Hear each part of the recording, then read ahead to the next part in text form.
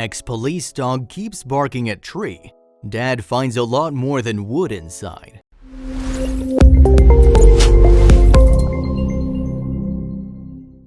He spontaneously pricked his ears up as he put his nose to the ground.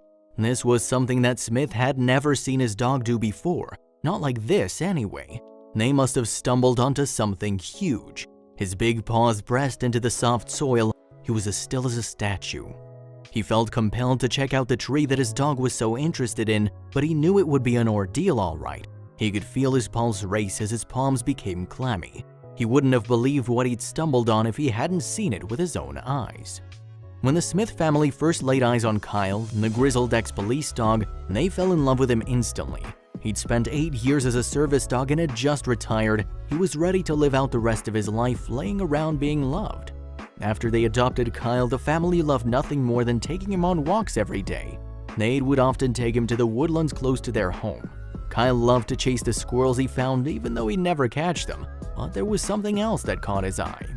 It was like any other normal day walking Kyle until they noticed that something wasn't quite right. He was acting strange, he was tense, sniffing around with purpose. Maybe it was old reflexes from his days as a service dog. Either way, something was definitely off. Kyle had been to 2 other families before the Smiths. The last 2 were only temporary because he hadn't retired as a police dog yet and still had some more crime fighting to do.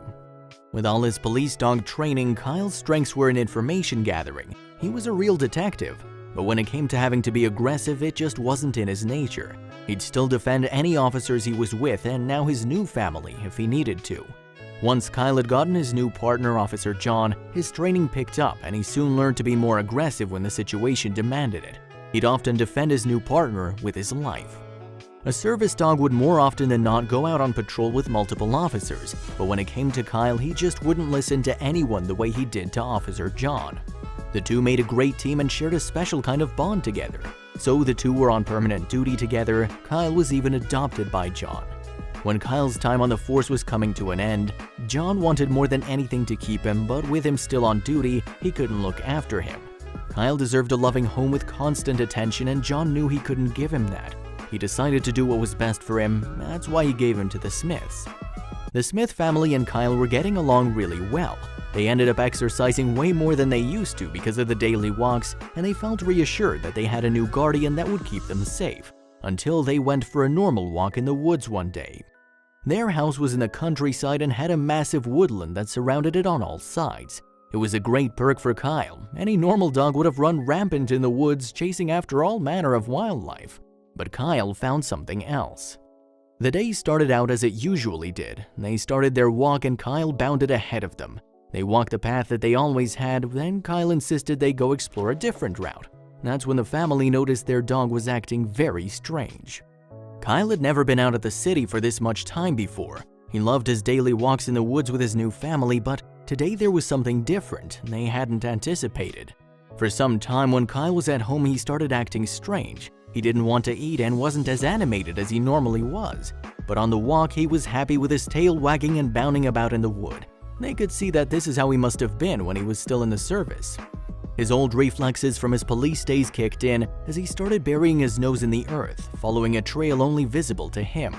The family tried to call him back to the path, but he was too focused on the scent. It wasn't out of the norm for a dog to sniff the ground sometimes on walks. Kyle would sometimes find all manner of wildlife where they walked. One time he'd even found someone's old clothes. If this hidden trail had something to hide, Kyle would seek out and find it. But the scent that he'd found this time seemed to make him anxious, something the family had never seen before. They had to keep going now that they were invested. The family felt that it was strange behavior for Kyle. Maybe above them, there was something hiding in the trees, a small animal perhaps. It could have been taunting their dog, knowing he couldn't reach them. But as they looked up, all they saw were twisted branches where leaves would be in spring. Kyle had found something that so far was invisible to them. What had he found? The family started getting nervous too. Smith called him again, but it was no use. Instead, Kyle lay down frozen. Smith wasn't sure what to do, so he called John, Kyle's ex-partner. John explained that Kyle was trained to do this if he picked up a scent that was out of the ordinary or presented a danger. He told Smith to investigate the tree, but to be careful as it could be dangerous. Is it drugs? Smith thought. No, what he'd find was so much worse. As Smith approached the tree, he saw that the bark was loose. Kyle began to bark loudly. Feeling encouraged, Smith braced himself and peeled it back, revealing the hollow inside of the tree. After peering into the dark, suddenly his eyes focused and he jumped back. It wasn't drugs. Kyle, on high alert, awaited his follow-up command. Without a moment's hesitation, Smith pulled out his phone and called the only person he could think of. He shakily dialed John's number. With his voice trembling, he described exactly what Kyle had found in that old tree. John, highly disturbed and utterly incredulous, rushed to gather forensics experts before they all raced out to the scene. For John, the trip down to Kyle's new home was excruciating and took far longer than he realized. After 2 hours on the road, they were still driving.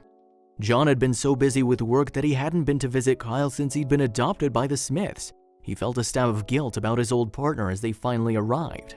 As soon as he sees the familiar side of the cruisers, Kyle can't contain his excitement. He runs toward John to a reunion that would drive you to tears. But with a serious matter to attend to, John soon made his way to the tree.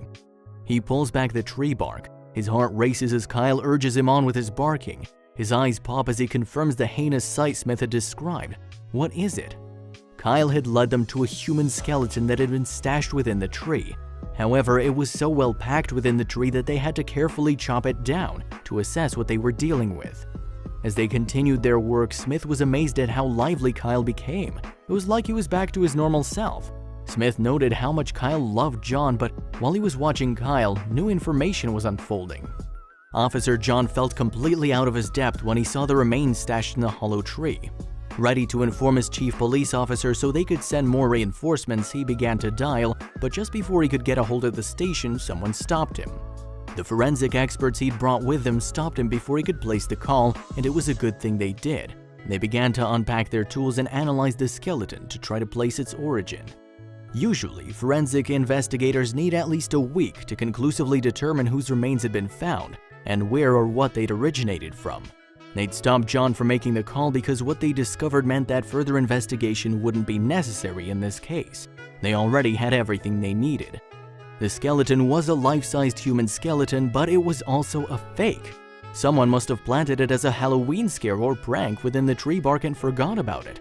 They laugh in relief, but what they couldn't understand is why Kyle would alert them to a situation like this. He would have been trained to learn the difference between non-threatening and threatening smells. Then it clicked.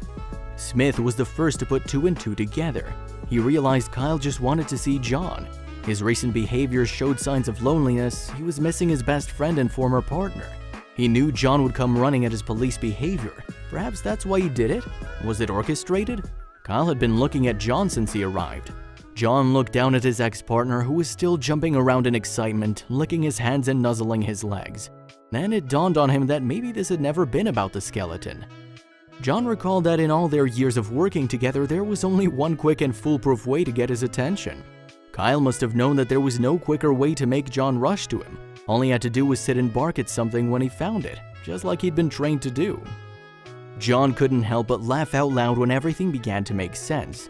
He bent down and scratched Kyle's head and looked deeply into his brown eyes. Kyle's signal was a secret message for John, the partner he'd missed so much. He'd missed him so deeply that he had to figure out how to see him again.